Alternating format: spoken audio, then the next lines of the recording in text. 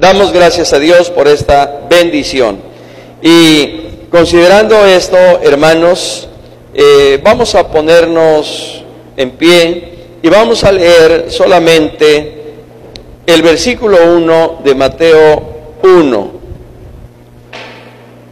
El pasaje devocional, hermanos, como ustedes pueden apreciar, es efectivamente todo el capítulo 1 de Mateo y los primeros 11 versículos del capítulo 2 de este mismo evangelio. Sin embargo, en obvio de tiempo, vamos a leer solo el versículo número 1 de Mateo 1. ¿Ya encontró el pasaje? El Santo Evangelio de nuestro Señor Jesucristo, según San Mateo, dice así: Libro de la genealogía de Jesucristo, hijo de David, hijo de Abraham. Una vez más, libro de la genealogía de Jesucristo, hijo de David, hijo de Abraham. Una tercera y última vez. Libro de la genealogía de Jesucristo, hijo de David, hijo de Abraham. Tomen asiento, por favor. Hermanos, entiendo que se ha estado subiendo a la página de Facebook algunos sermones, algunas escuelas dominicales, y como Presbiterio Colima, Michoacán, y a nombre de esta Iglesia Rey de Reyes, sede del presbiterio, saludamos a todos nuestros hermanos y hermanas de los diferentes presbiterios de nuestra iglesia y a todos hermanos y hermanas de otras denominaciones. Deseamos con todo nuestro corazón que el Señor les bendiga y que sea en sus hogares. Queremos decirles que a través de este medio de difusión, según me informaba nuestra hermana Yadira y nuestro hermano Hernán, estamos recibiendo muchas peticiones de oración. Muchas peticiones de oración que aun cuando no salga a la luz a través de este medio, esas oraciones que hacemos las vamos a enlistar y a relacionar y a subirlas, hermana Yadira, en el grupo Guerreros de Oración que tenemos como presbiterio, a fin de que todos nuestros hermanos y hermanas y personas que nos escuchan y que nos miran a través de este medio y que nos hacen llegar sus peticiones, sepan que estamos orando a Dios y que sus peticiones están llegando a la presencia del Señor.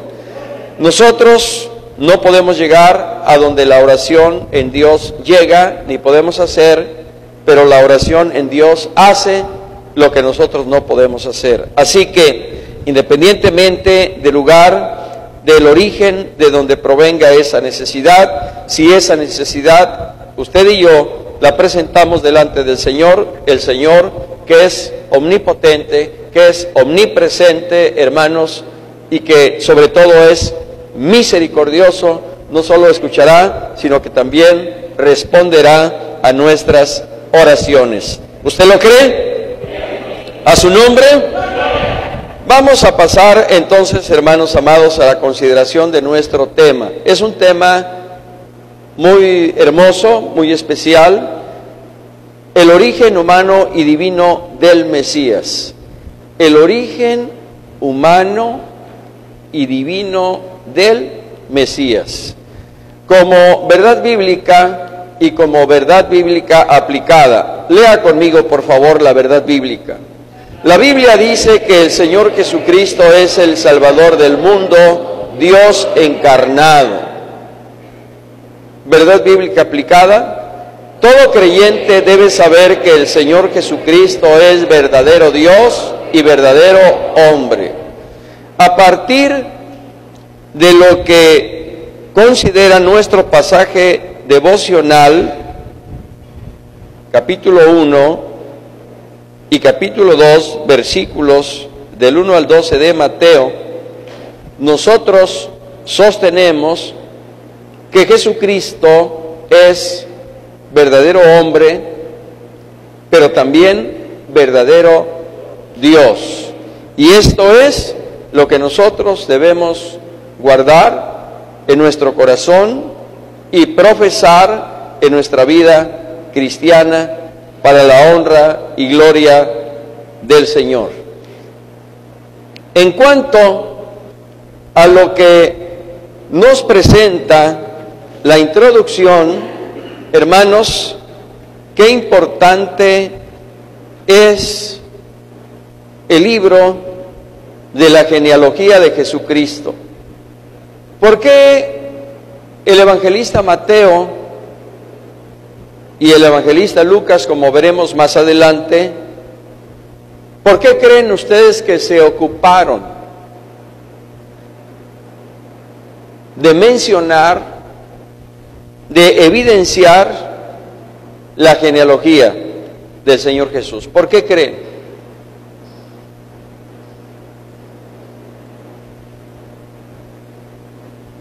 ¿Escuchamos?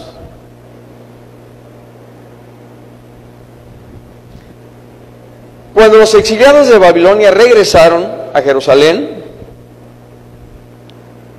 empezaron a revisar la genealogía de aquellos que conforme a la línea sacerdotal deberían ministrar en el sacerdocio.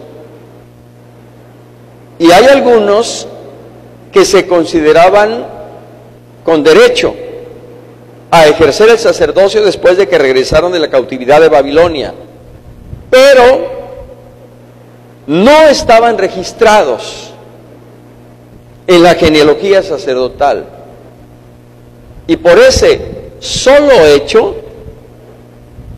no pudieron ellos ejercer el sacerdocio, porque no estaban en los libros de la genealogía sacerdotal. Es decir, no estaban dentro de la línea de la tribu de Leví, establecida por Dios para el ejercicio del sacerdocio. Así también, en el caso de nuestro Señor Jesucristo, tanto Mateo y Lucas establecieron su genealogía para que ahora nosotros sepamos, en primer lugar, que en cuanto a la carne, Él es verdadero hombre, pero en cuanto a la línea mesiánica, Él es rey, eternamente y para siempre, y por lo tanto, como veremos más adelante, según establece el Evangelio de Lucas, Él es Dios, por los siglos de los siglos. Entiendo, porque ni yo alcanzo a ver a esta distancia a donde está la diapositiva, pero miren, por ejemplo, aquí está registrada, ya está fallando esto, hermano José Luis, está registrada la descendencia, digamos desde el punto legal, del Señor Jesucristo. Y del lado derecho dice aquí la ascendencia en cuanto a la carne. ¿Qué significa esto? Que tanto desde el punto de vista legal como desde el punto de vista en cuanto a la carne, Jesús es el heredero por derecho al trono de David. Si nosotros observamos aquí, Abraham dice, y podríamos nosotros irnos más atrás a Abraham hasta llegar a ¿quién? A Adán. Y antes de Adán, ¿quién es el creador? Dios. Dios. Adán, todos los descendientes de Adán, hasta llegar a Abraham. Después ustedes pueden observar Abraham, Isaac, Jacob. Uno de los hijos de Jacob fue ¿quién? Judá, la tribu de Judá. Fares, Esrom, Aram, Aminadab, Nazón, Salmón, Boz, Obed, Isaí, y de Isaí vino David. De David, Salomón, Roboam, Abías, Asa, Josafat, y así sucesivamente hasta llegar a José, por el lado de José. Pero de David no solo está Salomón, sino está también Natán, que es uno de los descendientes de David. Y por parte de Natán están allí también los descendientes Matata, Mainán, Melea, Eliaquim, y así sucesivamente hasta llegar a Elí, padre de María. De tal manera que si nosotros visualizamos de manera muy sucinta esta línea genealógica de Jesucristo, nos damos cuenta que tanto por parte de José como por parte de María, en cuanto a la carne, Jesucristo es heredero del trono de David. Le corresponde por derecho la promesa que Dios le dio a Abraham: de tu simiente serán benditas todas las naciones de la tierra. Y Cristo es de la simiente de Abraham en cuanto a la carne. Cristo es el heredero al trono, porque Dios le prometió a David, como veremos también más adelante, que su trono, el trono de David, sería para siempre. Sería un reino eterno. Y Jesucristo es rey, y su reino es desde la eternidad y hasta la eternidad. Y en Jesucristo la promesa dada a David se cumple. Y en Jesucristo dada la promesa a Abraham también se cumple. Por ello nosotros sostenemos a la luz de la Escritura que Jesucristo es verdadero hombre en cuanto a la carne, pero también es verdadero Dios. Y lo importante es que a través de la consideración de esta escuela dominical vamos a estudiar algunos elementos que muestran efectivamente la humanidad y la deidad del Mesías, es decir, los elementos que confirman que Él es verdadero hombre, pero también los elementos que confirman que Él es verdadero Dios. ¿Cuáles son los propósitos del Evangelio de Mateo? Los propósitos del Evangelio de Mateo, en primer lugar, como dijimos hace un momento, hermanos amados, es probar que Jesús es el hijo de David. Ya lo vimos en la línea genealógica mostrada hace un momento. Pero también es hijo de Abraham. Es decir, Jesús en cuanto a la carne proviene de la familia de la cual, de acuerdo a la profecía de Dios, dada a través de sus siervos, habría de venir el Mesías llamado el Cristo. Abraham y David fueron en sus respectivos tiempos los receptores de las promesas referentes al Mesías.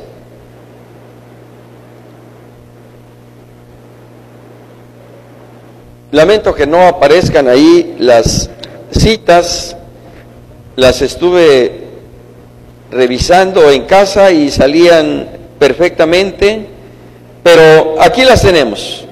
Por ejemplo, alguien lea por favor Génesis 12:3 y Génesis 22:18. Alguien lea también del segundo libro de Samuel capítulo 7 versículo 12 y alguien lea Salmo 89, 3 y 4. ¿Qué dice Génesis 12:3? Bendeciré a los que te bendijeren y a los que te maldijeren. Serán benditas en ti todas las familias de la tierra. Gloria a Dios. Ojalá, hermano José Luis, si pudiéramos tener el micrófono hasta donde sea posible para que se escuche la lectura. Por ejemplo, la lectura que hizo nuestro hermano Francisco, Génesis 12:3, bendeciré a los que te bendijeren y a los que te maldijeren maldeciré, y serán benditas en ti todas las familias de la tierra. Promesa de Dios dada a Abraham en cuanto a Jesucristo. En tu simiente serán benditas todas las naciones de la tierra, por cuanto obedeciste a mi voz. Gloria al Señor. Ahí está la promesa dada por Dios a Abraham. En tu simiente. No dice en tus simientes, como si hablase de muchos o de muchas, sino de una, la cual es Cristo. La promesa dada por Dios en cuanto al Mesías, promesa dada a David, segundo libro de Samuel, capítulo 7, versículo 12. Y cuando en tus días sean cumplidos y duermas con tus padres, yo levantaré después de ti a uno de tu linaje, el cual procederá de tus entrañas, y afirmaré su reino. Gloria al Señor. Fíjese bien, hermano, lo que dice el Señor, allí en el segundo libro de Samuel, capítulo 7, versículo número 12. Cuando tus días sean cumplidos y duermas con tus padres, dicho de otra forma, cuando te mueras, yo levantaré después de ti a uno de tu linaje. Jesucristo es del linaje de David. Por eso cuando iniciamos la lectura de Mateo, dice, libro de la genealogía de Jesucristo, hijo de David, hijo de Abraham. Yo levantaré después de ti a uno de tu linaje, el cual procederá de tus entrañas, y afirmaré su reino. Él edificará casa a mi nombre, y yo afirmaré para siempre el trono de su reino. Salmo 89, 3 y 4. Hice pacto con mi escogido, juré a David mi siervo, diciendo, para siempre confirmaré tu descendencia y edificaré tu trono por todas las generaciones. Gloria al Señor. Hermano, lea con todo su corazón, es decir, con toda su atención estos versículos, porque ahí está la base bíblica de nuestra fe, de nuestra doctrina, no solo en cuanto a la humanidad, sino en cuanto a la deidad del Mesías.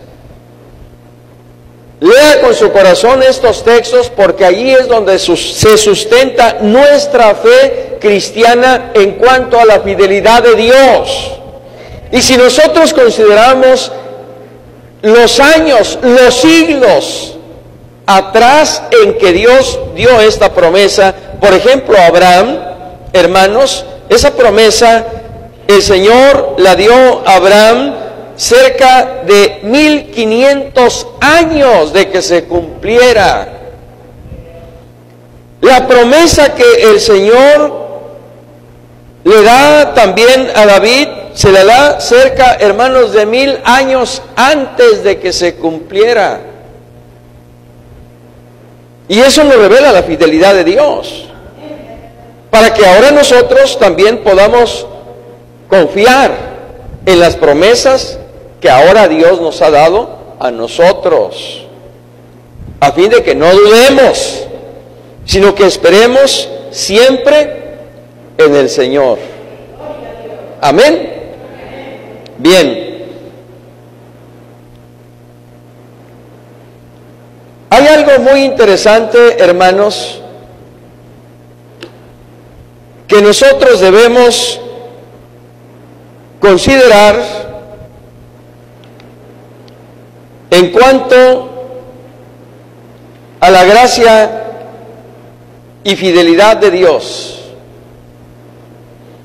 y que humanamente quizá no podríamos nosotros encontrar una explicación convincente para la lógica humana, porque en Dios no hay lógica como en nuestro caso, Dios es soberano y Él determina conforme a su naturaleza y a su gracia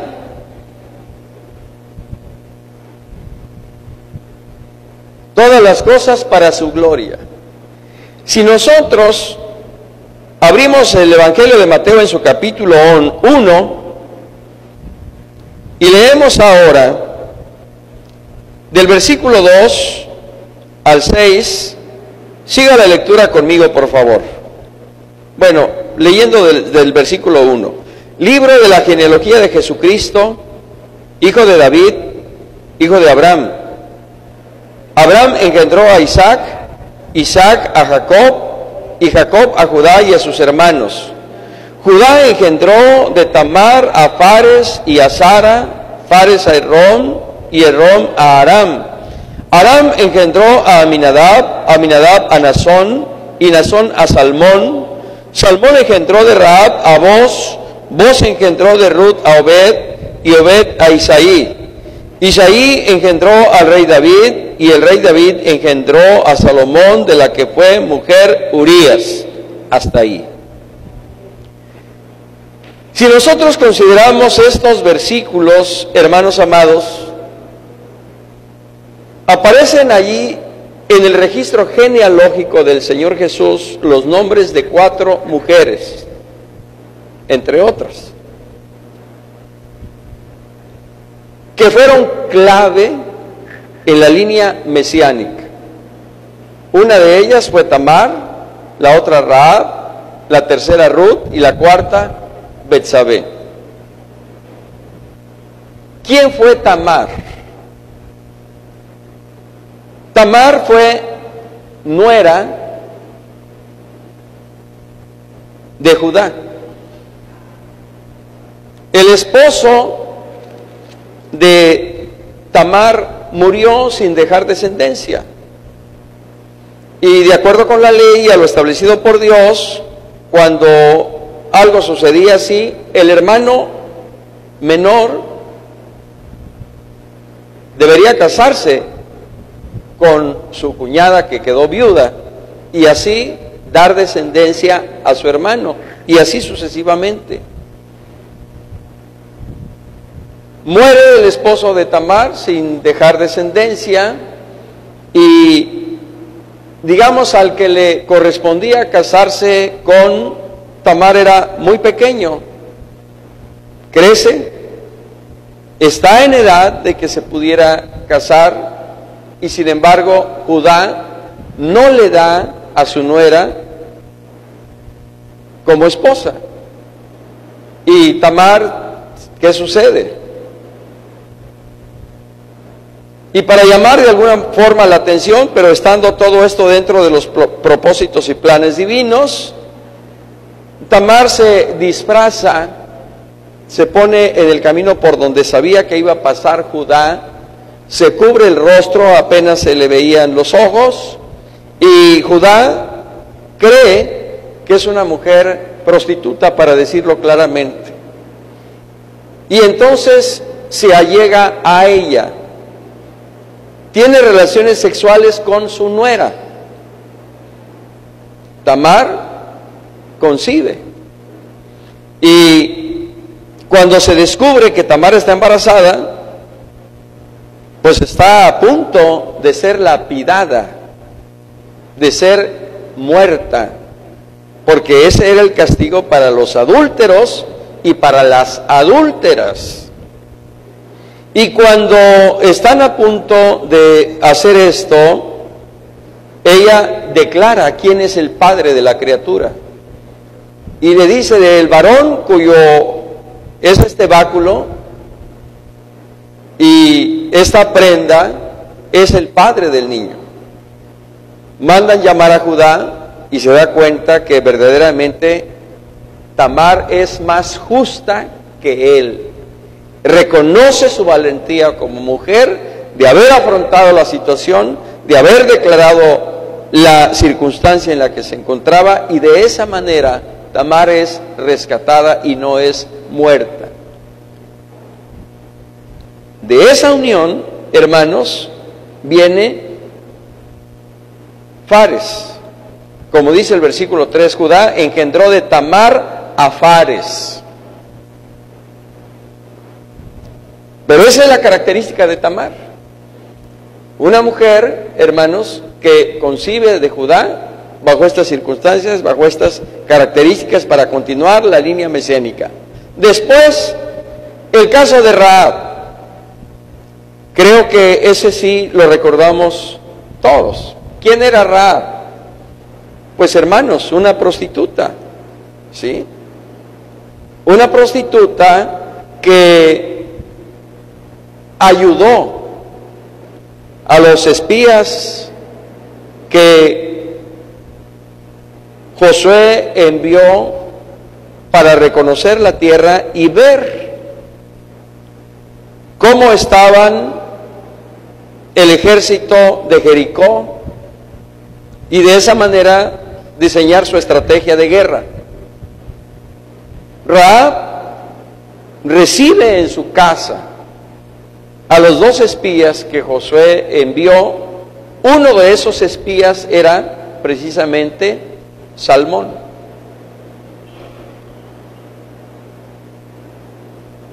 Rahab había escuchado de todo lo que Dios había hecho con los hebreos al sacarlos de la esclavitud egipcia.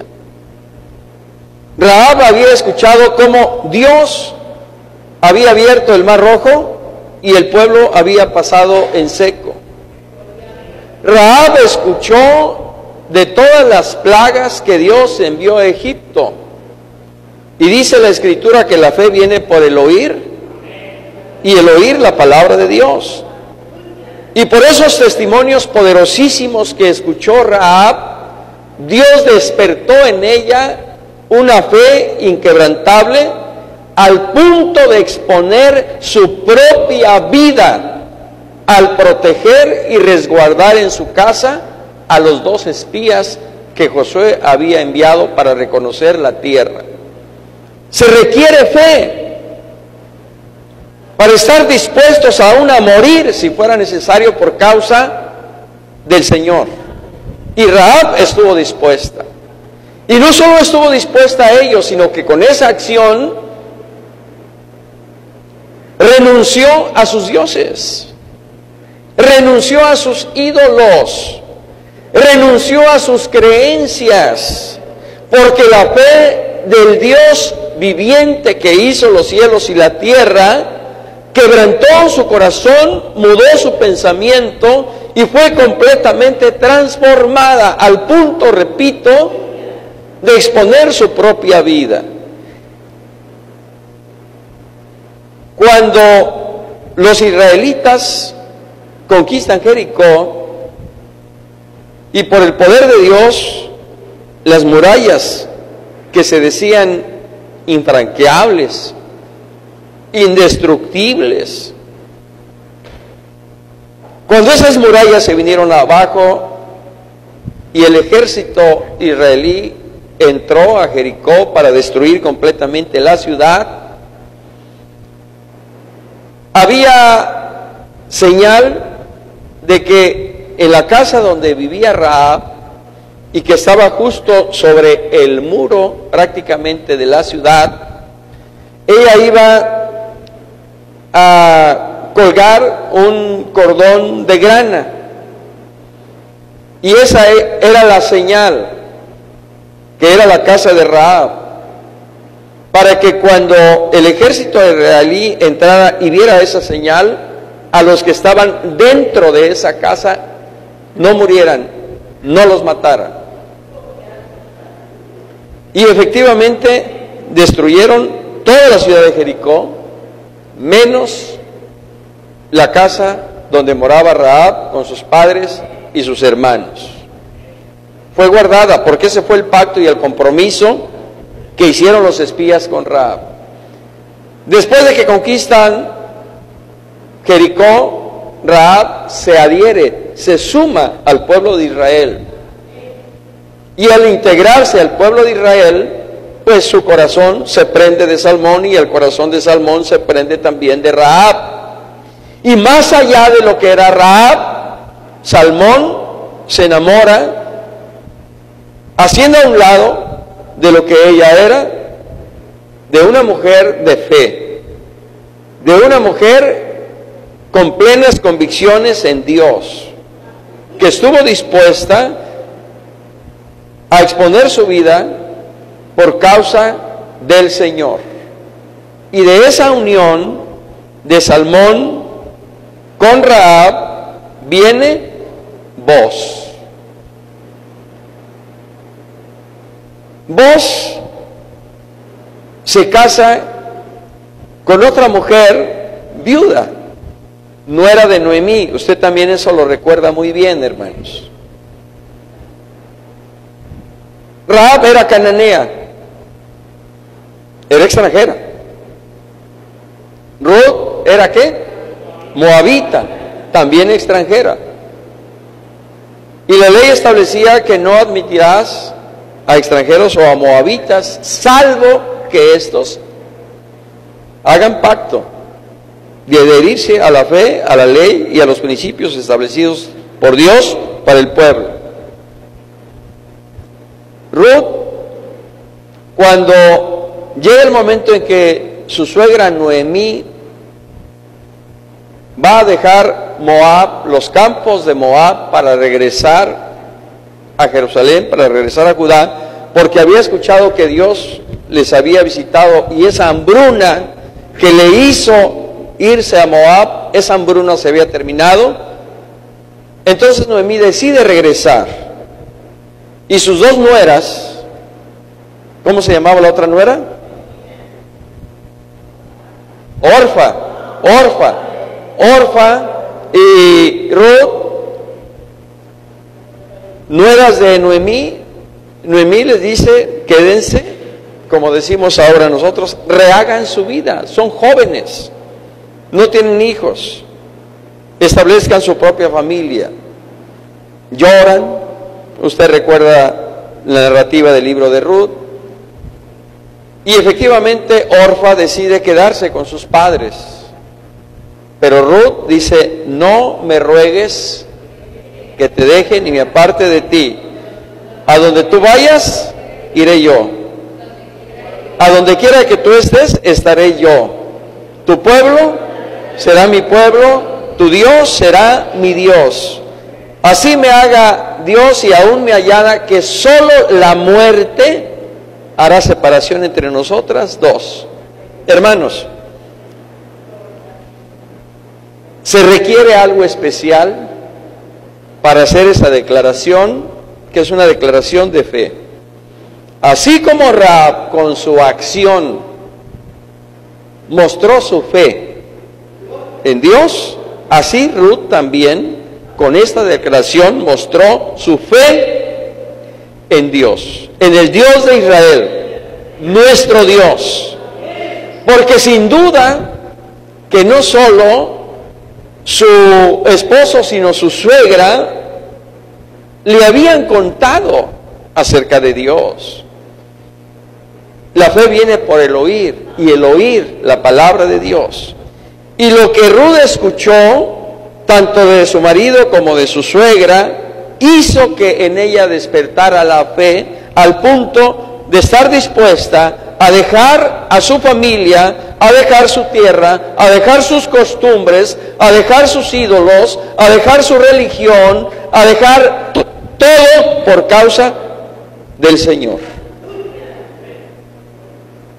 Todo por causa del Señor. ¿Qué le esperaba a Ruth? Su suegra ya con sus años, sola. No tenía nada al regresar. ¿Qué le esperaba? Pero ella no puso su confianza en su suegra, ni en los bienes o posesiones que tenía su suegra en Judá. Ella puso su confianza en Dios.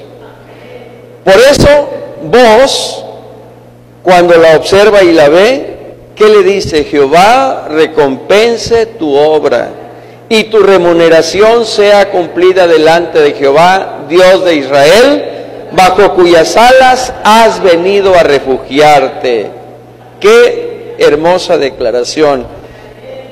Más allá de la fe, ya algo había en el corazoncito de Booz que le dice esto a Ruth, porque ya también antes le había dicho: Dios te bendiga, Dios te recompense, que en lugar de ir a buscar a los jóvenes, pues has puesto tu corazón en alguien de una edad ya más avanzada. Y ahí es donde está el antecedente bíblico, cuando Booz le dice a Ruth: haré todo lo que tú digas. ¿Les es familiar esto a los varones? Desde aquel entonces, Booz le dijo a Ruth: haré todo lo que tú digas. Y bueno, así que es bíblico, hermanos, el que usted haga lo que sabia y prudentemente le sugiere y recomiende la esposa. Sabia y prudentemente. Pero si no es con sabiduría y no es con prudencia, usted siga el consejo de Dios. Amén. Bueno, pues hermanos, tenemos ahí a Ruth, una moabita, otra extranjera, dentro de la línea mesiánica. Y finalmente Betsabé. Si de las 4 mujeres a alguien le resulta todavía más familiar, es precisamente Betsabé. ¿De quién era mujer Betsabé? De Urías. Y usted recuerda todo ese suceso triste, lamentable, cuando David, estando en el terrado de su casa, vio a Betsabé, la codició, la deseó en su corazón y no descansó hasta acostarse con ella. Usted recuerda perfectamente que cuando Betsabé le dice a David: estoy embarazada, David ya no sabía qué hacer. Y más aún cuando él conocía la ley. Y por eso, sabiendo lo que les esperaba, manda a traer a Urías, el esposo de Betsabé, que estaba en guerra, para que pues durmiera con ella, y en el proceso normal, natural del embarazo, fuera notorio que ese hijo era de Urías. Un pecado nunca viene solo, siempre viene en una cadena, hermanos. Sí. Sin embargo, Urías no se fue a dormir a su casa con su mujer Betsabé, se quedó en la puerta del palacio del rey. Y por eso al día siguiente, cuando David es informado, David manda a mandar a Urías y le dice: ¿qué pasó? Y Urías era un soldado leal, era un soldado fiel, que estaba dispuesto a morir por la lealtad a su rey, el rey David. Nada más para que nos demos cuenta del trasfondo de esto.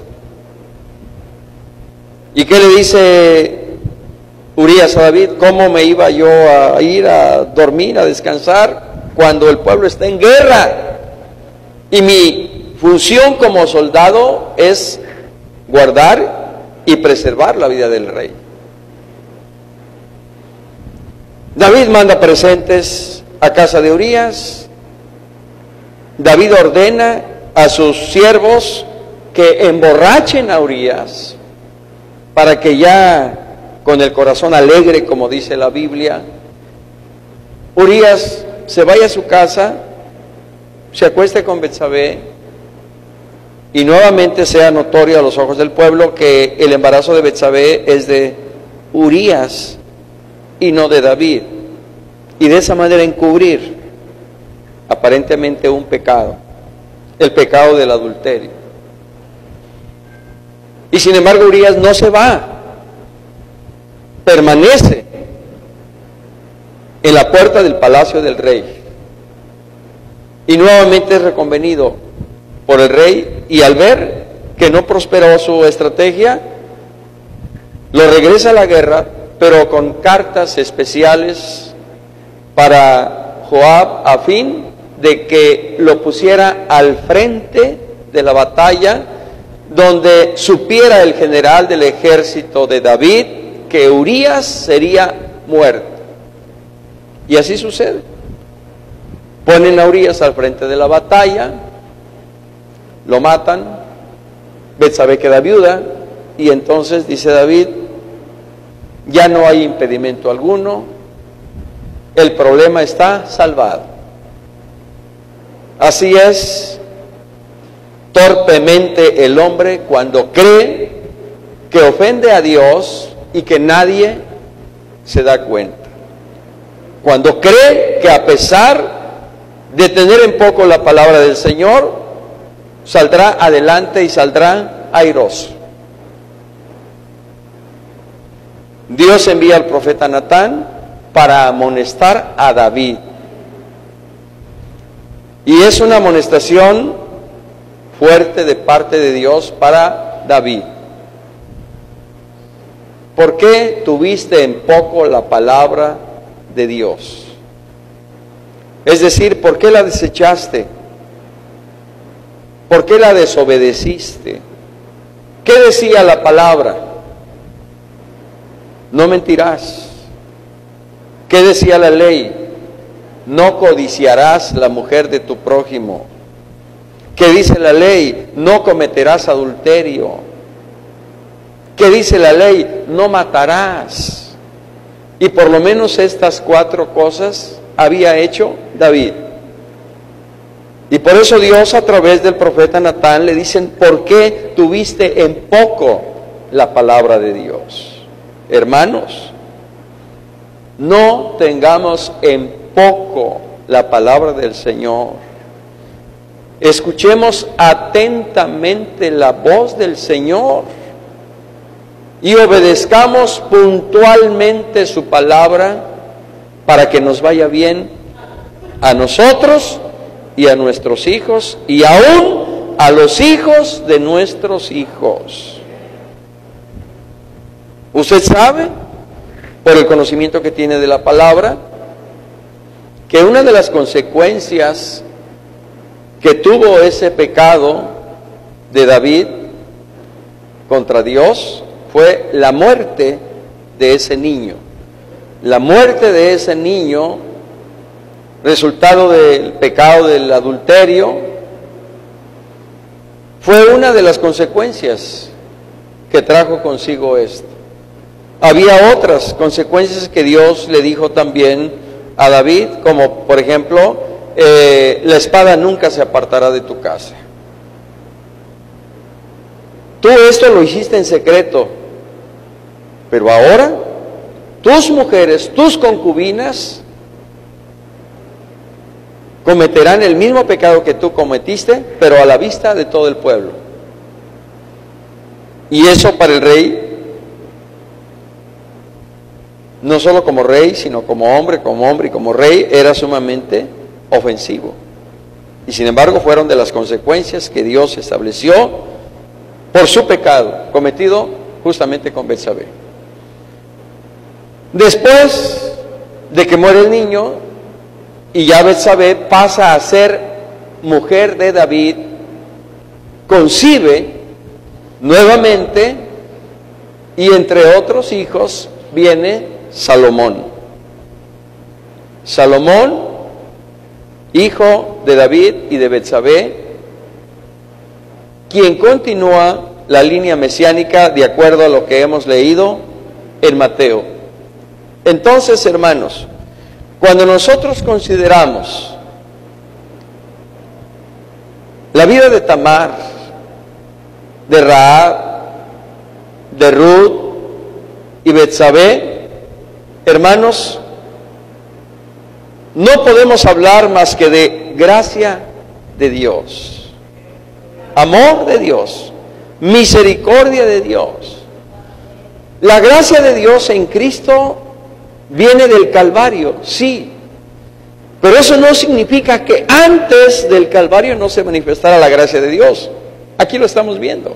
Solo la gracia de Dios puede explicar la participación de 4 mujeres extranjeras y con esos antecedentes en la línea mesiánica.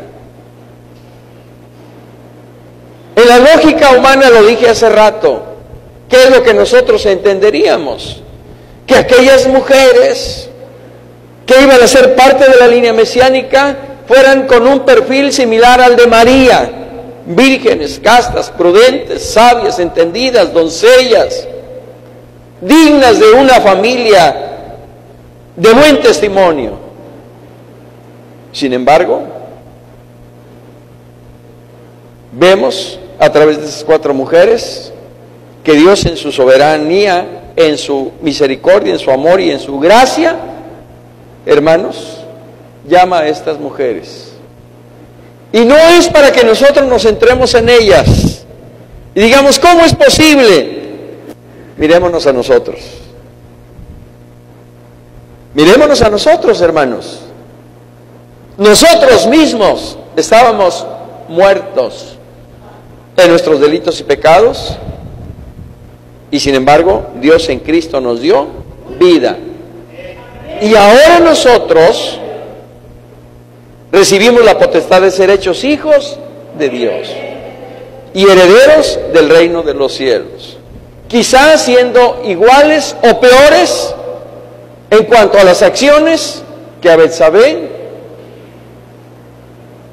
que a Tamar, que a Ruth y que a Rahab. Pero el mismo Dios de gracia de aquel entonces es también el mismo Dios de gracia de ahora con nosotros. Dios prometió a David que su descendencia se sentaría para siempre en su trono. Lo leímos hace rato en el segundo libro de Samuel, capítulo 7, ya lo leímos. Y eso se cumplió, hermanos, en Cristo, lo cual nos habla de la fidelidad de Dios. Esto, como dice la última parte, solo se podría cumplir si Jesús, el Hijo de David, se convirtiera en el heredero legal del trono de su Padre. Y lo maravilloso es que así sucedió. ¿Damos gloria a Dios? ¿Qué dice Lucas capítulo 1,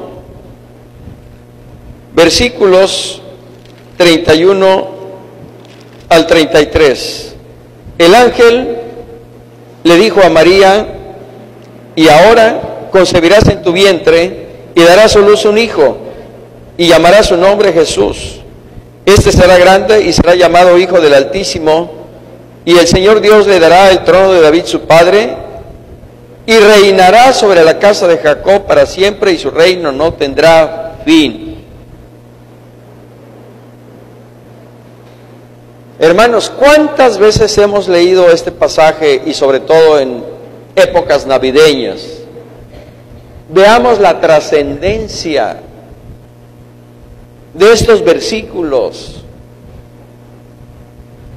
Y la trascendencia de estos versículos nos lleva a considerar la veracidad de la palabra de Dios. Nos lleva a considerar la fidelidad de Dios. Nos lleva a considerar la gracia de Dios. Nos lleva a considerar el poder de Dios, el amor de Dios para con nosotros.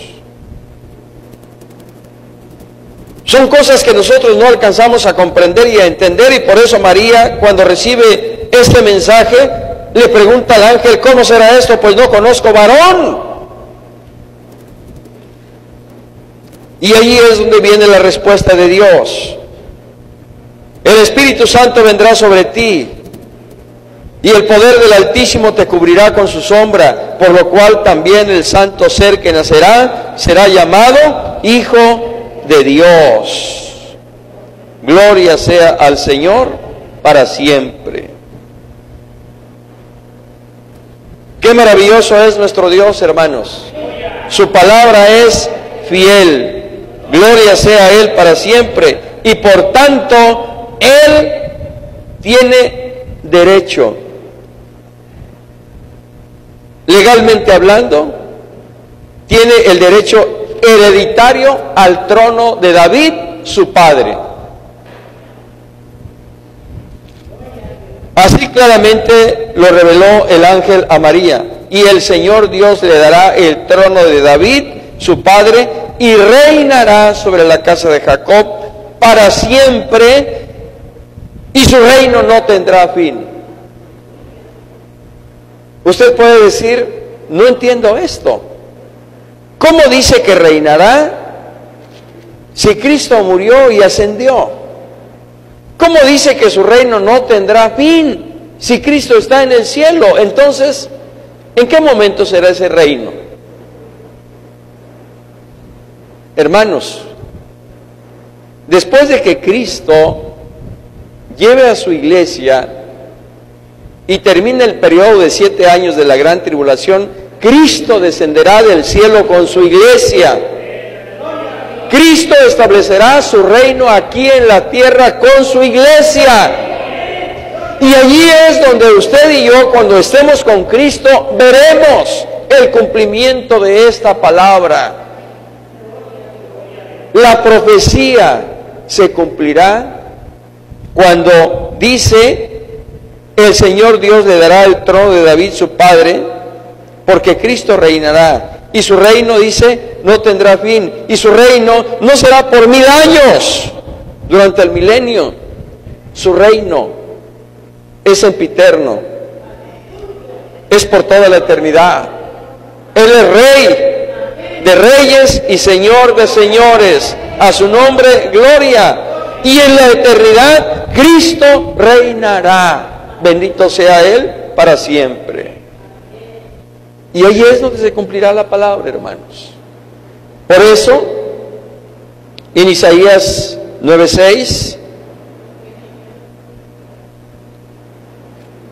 el Señor también anuncia esto mismo, que una y otra vez, cada año, cuando recordamos el nacimiento del Señor, leemos este pasaje.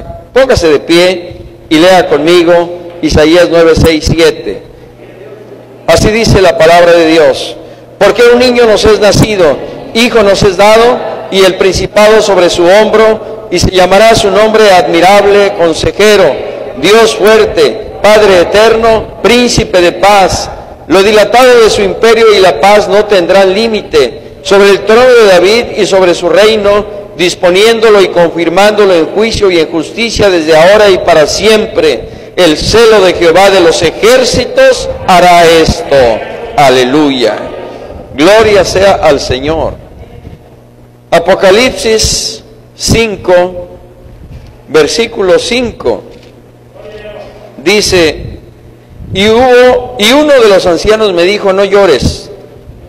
He aquí que el león de la tribu de Judá, la raíz de David, ha vencido para abrir el libro y desatar sus 7 sellos. ¿Sabe usted quién es el león de la tribu de Judá? Cristo. ¿Sabe usted quién es la raíz de David? Cristo. ¿Sabe usted quién ha vencido para abrir el libro y desatar sus 7 sellos? Cristo. A su nombre. Por eso allá en el capítulo 22, versículo 16 también de Apocalipsis, dice, yo Jesús he enviado mi ángel para daros testimonio de estas cosas en las iglesias. Yo soy la raíz y el linaje de David, la estrella resplandeciente de la mañana. A su nombre, por ello, hermanos amados, sostenemos que para el cumplimiento fiel de esta profecía, Jesús tenía que ser, legalmente hablando, el heredero al trono. Y en cuanto a la carne, siendo del linaje de David, siendo hijo de Abraham, Jesús es el hereditario legalmente al trono de David, su padre.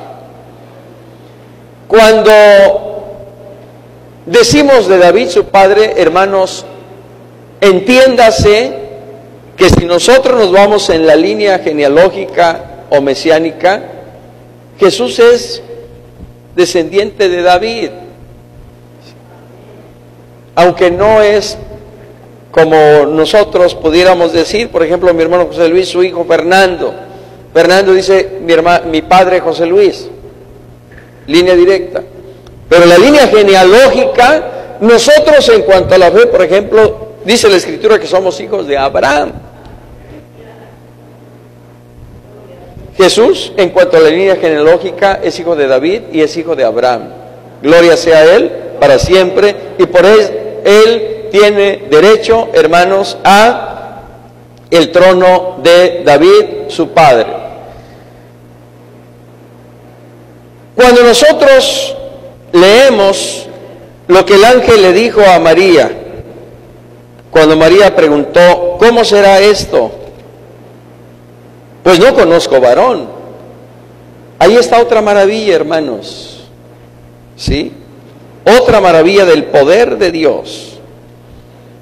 Y por eso el ángel le responde, el Espíritu Santo vendrá sobre ti y el poder del Altísimo te cubrirá con su sombra, por lo cual también el santo ser que nacerá será llamado Hijo de Dios. Y para que sirviera de confirmación el mensaje, el ángel le dijo a María, tu pariente, tu prima Elizabeth, ella también ha concebido hijo en su vejez. Y este es el 6º mes para ella, la que llamaban estéril, porque nada hay imposible para Dios. Elizabeth, mujer de Zacarías, una mujer ya de edad avanzada, por no decir vieja, con todo respeto. Y sin embargo había concebido, porque las oraciones tanto de Elizabeth como de Zacarías, como le dice el ángel a Zacarías, subieron a la presencia de Dios. Estaba embarazada. Como diciendo el ángel a María, no tengas temor, no tengas miedo, ten confianza. Mira, tu prima, que era imposible que concibiera, está embarazada y tiene 6 meses. Y si Dios hizo esto en ella, lo puede hacer también contigo, porque nada hay imposible para Dios. Así que cree que el Espíritu Santo vendrá sobre ti y el poder del Altísimo te cubrirá con su sombra, por lo cual el santo ser que nacerá será llamado Hijo de Dios. Y en ese momento, hermanos amados,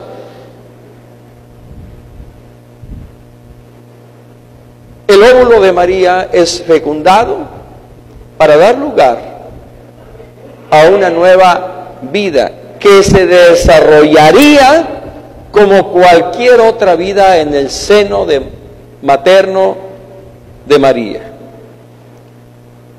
Quizás sus ascos, quizás sus dolores propios de una mujer. No pensemos que como se trataba del niño Jesús, María estuvo exenta de todas estas cosas. No, igual. Y cuando llegó el momento del parto, cuando llegó el momento del alumbramiento, usted lo sabe, incluso no hubo lugar para ellos en el mesón. El niño Jesús nació en un pesebre, con todos los dolores de parto propios en estos casos, para que nosotros veamos que Él es verdadero ¿qué? Hombre. Verdadero hombre, semejante a nosotros, dice el apóstol Pablo, pero ¿qué? Sin pecado. Sin pecado. Para que en todo fuera semejante a sus hermanos. Cristo nos llama a sus hermanos. Él es nuestro hermano mayor en cuanto a la carne, hermanos. Y ahora nosotros con Él somos coherederos del reino de los cielos, si es que juntamente con Él también nosotros estamos dispuestos a sufrir y a padecer y ser hallados fieles cuando Cristo venga por nosotros. No alcanzamos, dice, a comprender la profundidad de la encarnación del Verbo, pero sí creemos la revelación que la palabra nos da en cuanto a lo que establece el Salmo 139, 16, mi embrión vieron tus ojos. ¿Qué dice, hermana Edith? Mi embrión vieron tus ojos y en tu libro estaban escritas todas aquellas cosas que fueron luego formadas sin faltar una de ellas. Gloria a Dios. Eso lo entendemos y lo creemos. O lo creemos y lo entendemos. Como también creemos lo que dice el Evangelio de Mateo, lo que dice el Evangelio de Lucas en cuanto al nacimiento del Señor nuestro Jesucristo. Sí. Por ejemplo, a propósito de lo que comentábamos hace un momento, una virgen, una doncella que no ha conocido varón y de repente resulta que está embarazada, imagínense qué problema. Y eso nos lleva a entender, humanamente hablando, el pensamiento de José. ¿Qué pensaba José? ¿Cómo que estás embarazada? Y cuando él supo esto, él quiso dejarla secretamente para no lastimarla.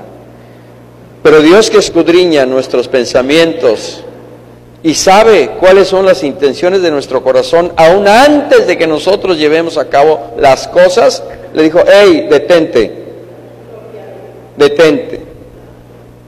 no temas recibir a María por mujer, como esposa, porque lo que en ella está del Espíritu Santo es. Gloria sea al Señor. María estaba desposada con José, es decir, estaba comprometida.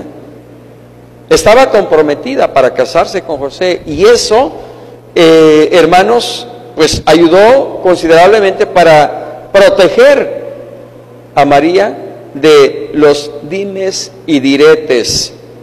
Que eso no se da aquí, pero allá sí se daba. De la rumorología, eso no se da aquí, pero allá sí se daba. Entonces, para guardar eso, aún Dios procuró que aquella mujer estuviera desposada, estuviera comprometida. Y por ello, hermanos, Jesucristo es verdadero Dios. He aquí que la Virgen concebirá y dará a luz un hijo y llamará su nombre Emmanuel, Isaías 7:14, que traducido es Dios con nosotros. Eso es lo maravilloso, que es una virgen, es una doncella, es una mujer que no ha conocido varón y sin embargo de ella vendría el Mesías, que traducido es el Cristo. Y llamará su nombre Emmanuel, que traducido es Dios con nosotros. Cristo, verdadero hombre, pero también verdadero Dios. Miqueas 5:2. Pequeña para estar entre las familias de Judá, de ti me saldrá el que será Señor en Israel, y sus salidas son desde el principio, desde los días de la eternidad. Gloria al Señor. Luego Mateo 1, 21, 22, y dará a luz un hijo y llamará su nombre Jesús, porque él salvará a su pueblo de sus pecados. Tanto la referencia de Isaías, de Miqueas, de Mateo y de Lucas, hermanos amados, nos confirman, de acuerdo a lo que hemos estado diciendo, que el Señor Jesucristo es verdadero hombre, pero también verdadero Dios. ¿Cuáles son las razones de esa encarnación? Revelar al Dios invisible. En el principio era el Verbo, y el Verbo era con Dios, y el Verbo era Dios. Y aquel Verbo fue hecho carne. A Dios, dice el apóstol Juan, nadie le vio jamás. Pero el unigénito Hijo que está en el seno del Padre, Él le ha dado a conocer. Entonces el propósito de la encarnación del Verbo es que Dios fuera conocido por medio de su Hijo Jesucristo. Y por eso Jesucristo dijo, el que me ha visto a mí, ha visto al Padre. Porque yo y el Padre, uno somos. El propósito de la encarnación es el cumplimiento de la profecía. He es el cumplimiento del pacto davídico. Es para que Cristo viniera a morir por nuestros pecados, para reconciliarnos con Dios, para destruir al diablo y sus obras, para sanar a los quebrantados de corazón, para darnos vida y vida en abundancia, y sobre todo para glorificar a Dios. ¿Cuántas razones hay para la encarnación del Verbo? Y esas razones, hermanos, nos llenan de gozo y gratitud a Dios, porque nosotros somos el centro de esa encarnación del Verbo. Porque por amor a nosotros, Jesucristo el Verbo, fue hecho carne, y Dios se manifestó en carne. ¿Qué leíamos hace rato con la Semana Blanca? Grande es el misterio de la piedad. Primera de Timoteo 3:16. Dios fue manifestado en carne.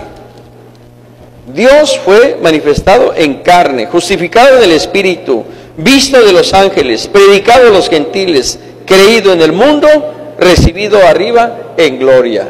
Bendito sea Él para siempre. Por amor a nosotros, el Verbo fue hecho carne. Y finalmente, hermanos, ¿cuál es la trascendencia también de esto? Que aquel que está en la cruz derramando su sangre y ofrendando su vida es un sufrimiento real. Y aquel que está ocupando nuestro lugar en la cruz es el mismo Hijo de Dios. Y por ello su sacrificio no solo es acepto al Padre, sino es suficiente para que ahora usted y yo tengamos salvación y vida eterna. Y no tengamos nada más que agregar, no tengamos nada más que hacer. Olvídese de las mandas, olvídese de ir a tal o cual lugar de rodillas. Lo que tenemos que hacer es creer en Jesucristo como el Hijo de Dios y recibirle en nuestro corazón para alcanzar salvación y vida eterna. Muy rápidamente, hermanos, la adoración de los magos. Dice el Evangelio de Mateo que ¿qué le ofrecieron al niño Jesús? Oro, incienso y mirra. El oro habla de la deidad del niño. ¿Qué queremos decir cuando hablamos de la deidad de aquel niño? Que aquel niño que es verdaderamente Dios. El incienso habla de su humanidad. Fíjese la trascendencia. Como verdadero Dios, como verdadero hombre, y la mirra habla de sus sufrimientos. ¿Quiénes eran estos magos? Sabios, entendidos en los tiempos, que guiados por aquella estrella, llegaron hasta donde estaba el niño Jesús. Y se cree que cuando llegaron a donde estaba él, para ese entonces él ya tenía por lo menos 2, 3 años.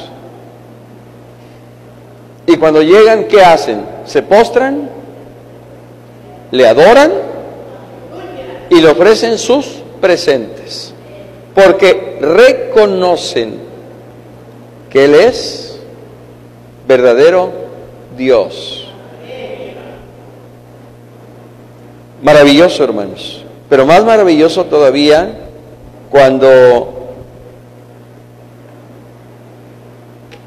aquel Simeón, que está en el templo, justo y piadoso, dice, esperaba la consolación de Israel y el Espíritu estaba sobre él. Cuando el niño Jesús fue presentado en el templo, Simeón, estamos hablando que el niño tendría 40 días. Lo tomó en sus brazos y por el Espíritu supo que aquel bebito era el Mesías, era el Cristo, y alabó y glorificó a Dios, diciendo: ahora, Señor, despides a tu siervo en paz, conforme a tu palabra, porque han visto mis ojos tu salvación, la cual has preparado en presencia de todos los pueblos, luz para revelación de los gentiles y gloria de tu pueblo Israel. Simeón, dando testimonio que aquel bebito de escasamente unos días de nacido era el Cristo, era el Mesías, y para ello se requiere el testimonio del Espíritu. Como en el caso de los magos, se requiere la dirección de Dios, la manifestación sobrenatural de Dios, no solo para recorrer miles de kilómetros, porque eran magos que habitaban por Mesopotamia, y guiados tan solo por aquella estrella, decidieron recorrer esos miles de kilómetros para llegar hasta donde estaba el niño Jesús. Y cuando llegaron, le adoraron. ¿Por qué? Porque reconocieron que Él era verdadero Dios. ¿Cuántos magos eran? ¿Quién dice 3?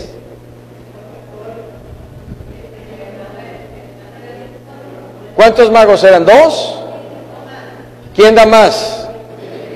3. La Biblia no dice. Entonces no tenemos por qué decir que eran 3. En ocasiones se ha cometido ese error porque fue oro, incienso y mirra, y eso ha hecho creer que eran 3. Y peor decir que eran Melchor, Gaspar y Baltasar. Deseche esa versión de la Biblia si usted la tiene. No, la Biblia no dice cuántos eran ni sus nombres, solo dice que eran magos sabios del oriente que recorrieron miles de kilómetros, y cuando llegaron a donde estaba el niño se postraron a sus pies y le ofrecieron oro, incienso y mirra. Un gran número de personas tiene la idea de que el Señor Jesucristo no es divino porque nació como cualquier otro ser humano. Esto es lo hermoso, que justamente nació como cualquier otro ser humano, por eso es verdadero hombre, pero sin pecado. Reitero. Por el amor de Dios a la humanidad vino a nacer el Señor Jesús, siendo esto obra del Espíritu Santo, según lo vimos en Lucas 1:35 y Juan 3:16. Nos ponemos de pie. Porque de tal manera amó Dios al mundo, que ha dado a su Hijo unigénito, para que todo aquel que en Él cree no se pierda, mas tenga vida eterna. Gloria al Señor. Ya para terminar, la genealogía de Jesucristo y su revelación al mundo tiene como propósito mostrar que es verdadero hombre, pero también verdadero Dios. Ahí hay muchos textos que sustentan lo que hemos estado señalando, hermanos, y en lo cual nos gozamos y nos regocijamos en Dios, porque nuestra fe está fundamentada en la palabra del Señor. El Hijo de Dios se convirtió en el Hijo del Hombre para que los hijos de los hombres nos pudiéramos convertir en hijos de Dios. Porque a todos los que le recibieran, a los que creen en su nombre, Dios les ha dado potestad de ser hechos hijos de Dios. Y un día seremos semejantes a Él, porque le veremos tal como Él es. Si los magos del oriente dijeron, venimos a adorarle, que nosotros vivamos siempre en la cuarta vertiente de la misión de la iglesia, al Señor, nuestra obediencia y adoración por siempre. Aleluya.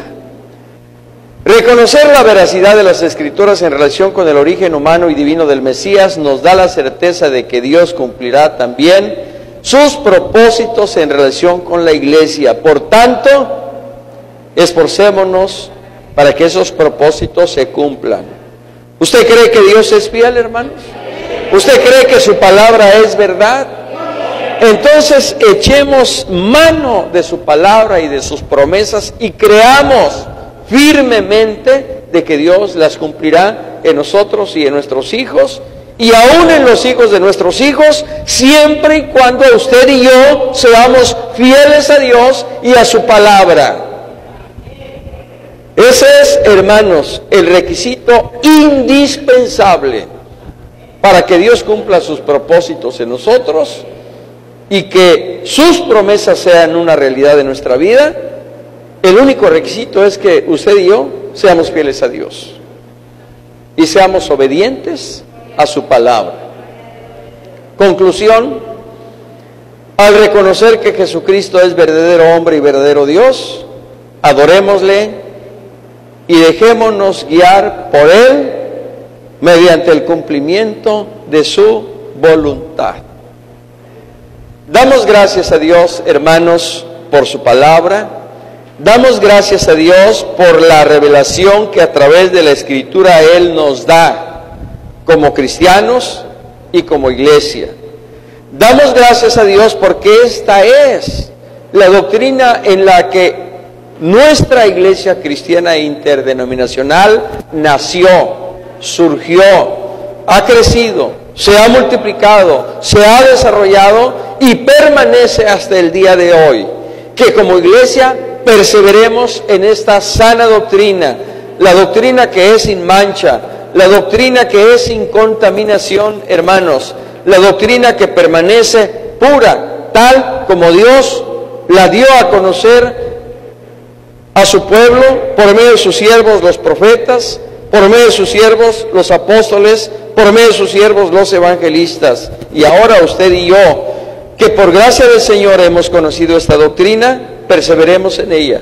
Sé fiel hasta la muerte, dice el Señor, y yo te daré la corona de la vida. Retén lo que tienes para que ninguno tome tu corona. Retengamos en nuestro corazón esta enseñanza, esta verdad, esta doctrina. Jesucristo es verdadero hombre, sí, pero también verdadero Dios. Siendo verdadero hombre, siendo Él humano y habiendo estado en esta tierra, habiendo conocido el dolor, habiendo conocido el sufrimiento, habiendo sufrido la traición, habiendo sufrido el abandono, hermanos, nos comprende, nos entiende. De tal manera que cuando nosotros nos acercamos a Él, podemos pedir su gracia y su misericordia sabiendo que Él es varón de dolores, sabiendo que Él fue experimentado en quebranto. Y por ello, siendo verdadero hombre, participando de nuestra naturaleza humana, pero sin pecado, Él nos comprende, Él nos ayuda, hermanos, Él nos levanta, Él nos responde, Él nos consuela, Él nos fortalece, Él está con nosotros. Por eso en esta mañana comprendamos la trascendencia de su verdadera humanidad, trascendencia que se deja ver en la cruz del Calvario cuando Él se presenta ante el mismo trono de su Padre, no con la sangre de becerros o de machos cabríos, sino con su propia sangre, para expiar el pecado de todos nosotros. Y siendo Él verdadero hombre, su sacrificio y su sangre es acepta ante Dios, y por ello ahora usted y yo podemos, por la fe, recibir la potestad de ser hechos hijos de Dios y participar de su gracia y de sus bendiciones. Él es verdadero Dios y por tanto Él puede, hermanos, responder todas nuestras oraciones y responder a todas nuestras súplicas. Para Él no hay nada difícil, para Él no hay nada imposible. Si usted cree que Él no solo es verdadero hombre, sino también verdadero Dios, entonces confíe en Él, crea en Él, espere en Él, descanse en Él, viva en Él. Y si esto hacemos y somos fieles a su palabra, hermanos, Él será glorificado en nosotros. Padre, te agradecemos, oh Dios, porque en tu amante y tierno corazón tuviste a bien revelarnos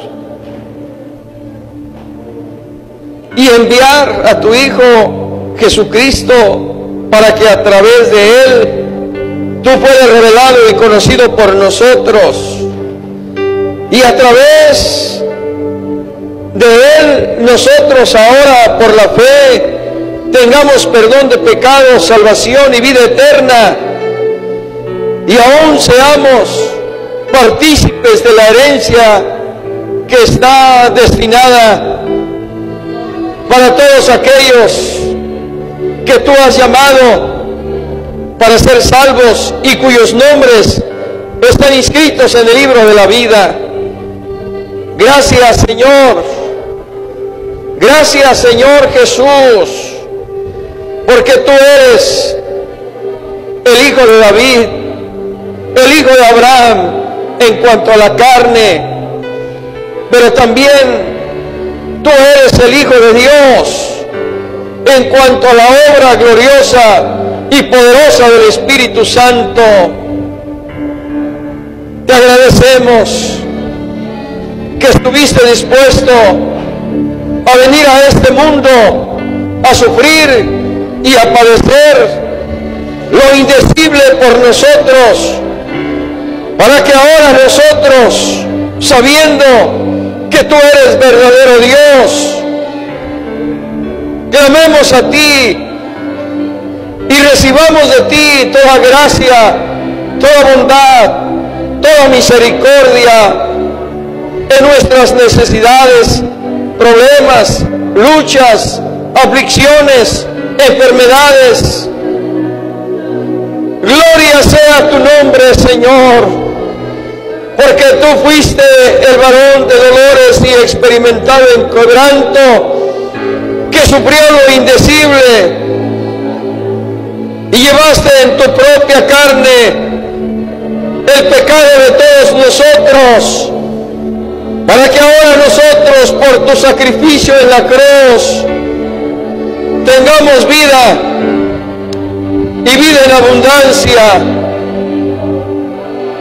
Te adoramos, te bendecimos, te glorificamos y damos honra y gloria a tu nombre, Señor, porque ahora te conocemos, porque ahora tu Espíritu Santo ha traído esta revelación de fe a nuestras vidas, porque ahora tu Espíritu Santo nos ha dado a conocer al que es verdadero, y estamos en el verdadero, en su Hijo Jesucristo. Este es el verdadero Dios y la vida eterna.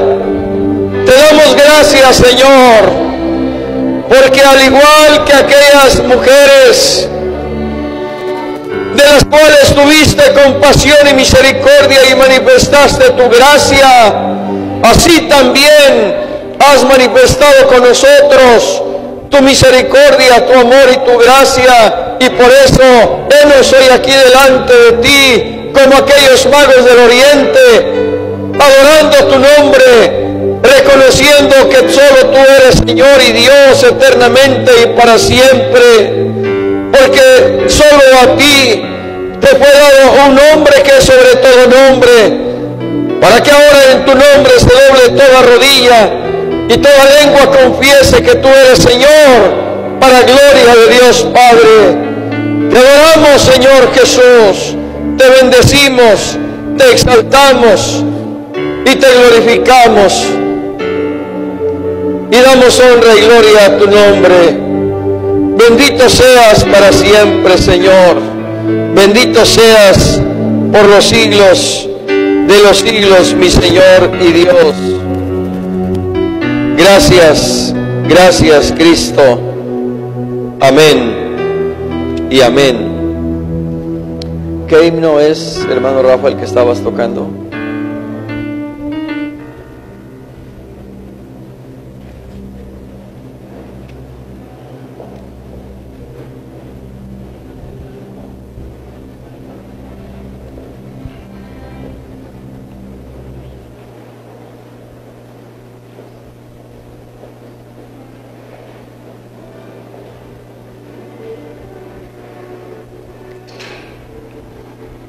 Vamos a cantar ese bello himno, hermanos, que nos sugería nuestro hermano a través de su órgano, del teclado. Es el que dice: nunca pensé, mi buen Jesús. ¿Perdón?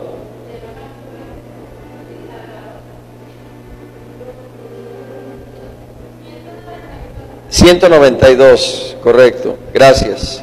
Himno 192.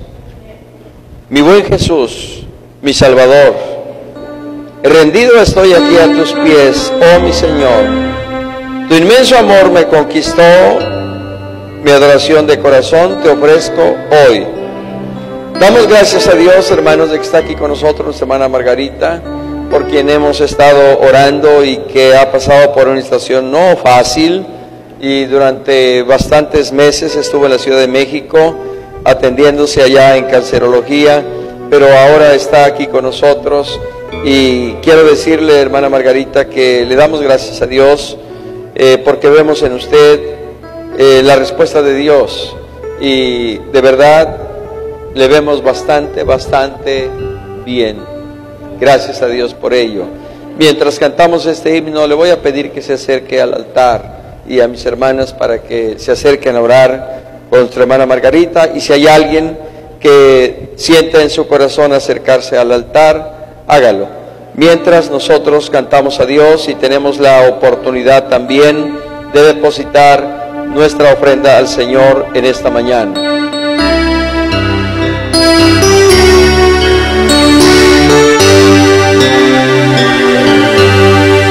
Mi buen Jesús, mi Salvador, rendido estoy aquí a tus pies, oh mi Señor.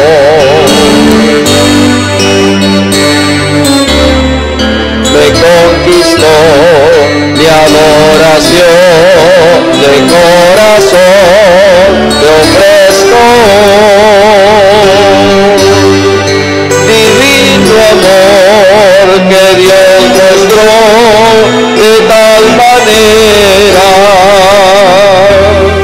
que a su Hijo dio con infinita compasión para morir en cruenta cruz por nuestras culpas y así alcanzar la más perfecta redención.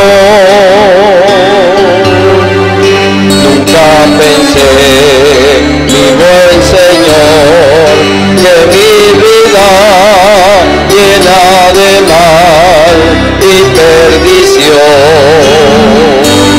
cambiarás tú con tanto amor, que por dolor me dieras hoy salvación.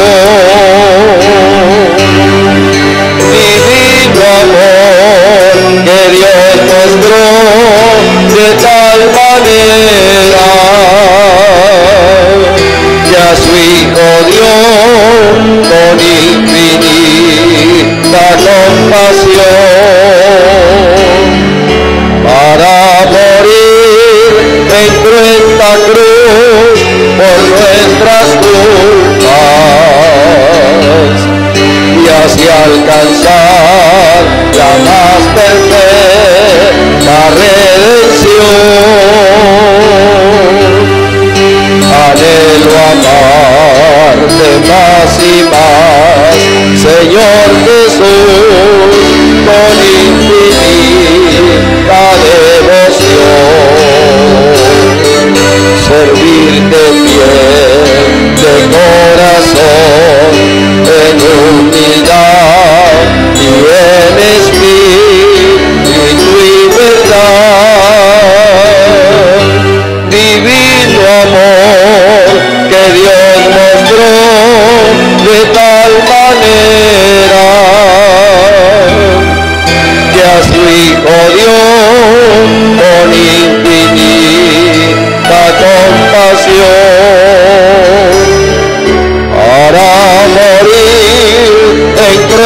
la cruz por nuestras culpas y así alcanzar la más perfecta redención. Qué maravilloso es el Señor. Qué maravilloso es nuestro Dios, hermanos. Qué maravilloso es el Espíritu Santo, que nos recuerda todas estas cosas y nos guía a toda verdad, a la verdad de su palabra. En esta mañana le vamos a pedir a nuestro hermano Rafa también que se acerque al altar. Hoy es su cumpleaños. Vamos a darle gracias a Dios por su vida. Y si alguien más cumple años en esta semana, o que pasó, o que está por venir, pues le invitamos para que se acerque. Vamos a darle gracias a Dios por su bondad, por su amor, por su misericordia. Vamos a poner en las manos del Señor todas las necesidades que nos han hecho llegar también al grupo Guerreros de Oración del Presbiterio y a la página de Facebook del Presbiterio. Hay necesidades y peticiones de oración que nos han hecho, necesidades que Dios conoce y que el Señor, que es poderoso, puede responder. Incline su rostro y oremos a Dios. Padre, te agradecemos en el nombre de tu Hijo Jesucristo el año de vida que tú le has concedido a nuestro hermano Rafael Paz. Guárdalo en tu nombre, Señor, en tu gracia y en tu bendición, y susténtalo cada día, Señor, en ese camino de fe por el cual él transita y que solo por tu gracia, Señor, puede permanecer. Ayúdalo. Bendice a su esposa, nuestra hermana Fernanda, sus hijos, Señor Jesús. Sé con su patrimonio y con su familia, Señor Jesús. Asimismo, ponemos en tus manos todas las necesidades y peticiones de oración que se han hecho al grupo Guerreros de Oración del Presbiterio. Así también, Señor Jesús, te pedimos por todas las necesidades que se han hecho llegar, pidiendo oración, Señor, a través del Facebook. Te rogamos, Señor Jesús, tú que conoces los corazones, las necesidades y las vidas de cada uno de aquellos que han hecho estas peticiones, que tú les visites, que tú les bendigas, que tú les asistas, que tú les libertes, que tú les levantes, que tú les restaures, que tú les proveas, que tú les sanes, que tú les des la victoria, Señor, para gloria de tu nombre precioso, Cristo. Tú conoces sus vidas y el lugar en donde ellos están. Allí donde se encuentren, Señor, llévales una manifestación de tu gracia, de tu poder y de tu gloria. Gracias, Señor, por esta tu iglesia, Rey de Reyes. Te rogamos que tú la sigas sustentando, guardando y preservando para tu gloria eterna, Señor Jesucristo. Gracias por tu presencia y por tu bendición, Señor Jesús. A ti la gloria por siempre y para siempre, Cristo Jesús. Amén. Jehová es mi pastor, nada me faltará. En lugares de delicados pastos me hará descansar. Junto a aguas de reposo me pastoreará, confortará mi alma. Me guiarás por senda de justicia, por amor de su nombre. Aunque ande en valle de sombra de muerte, no temeré mal alguno, porque tú estarás conmigo.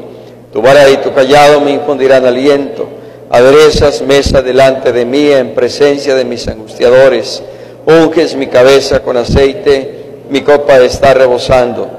Ciertamente el bien y la misericordia me seguirán todos los días de mi vida, y en la casa de Jehová moraré por largos días. Amén.